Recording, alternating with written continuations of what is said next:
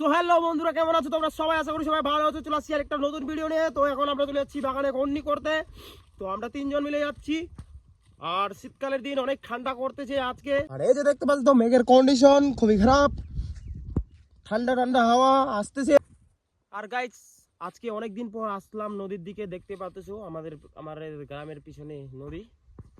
এটা হচ্ছে আমাদের গ্রামের পশ্চিম সাইডে আমাদের নদীটা, ব্র্যাং নদী বলে এটাকে।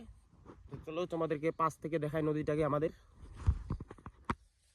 আর এই যে দেখতে পাচ্ছ আমাদের ব্র্যাং নদী, আর ওই পাশ থেকে মুসলিমদের কবরস্থান, দেওয়াল ঘেরানো হচ্ছে। এই যে দেখতে পাচ্ছ প্লেয়ার উঠে দিছে।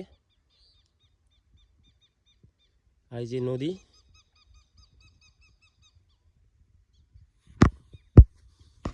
আর এখন আমি যাচ্ছি খুন্নি করতে বাগানে, চা বাগানে।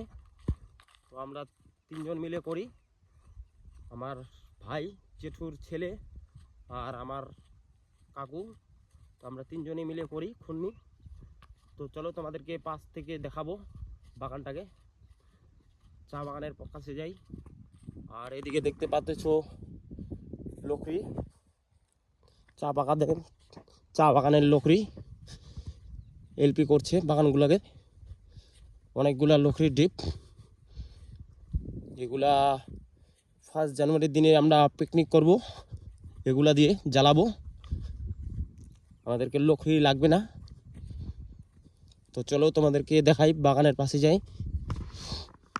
আর এবার গাইস অনেক ঠান্ডা, এই বছরে অনেক ঠান্ডা। তোমরা মনে করবে ঠান্ডা করতেছে না, কিন্তু অনেক ঠান্ডা করতেছে গাইস।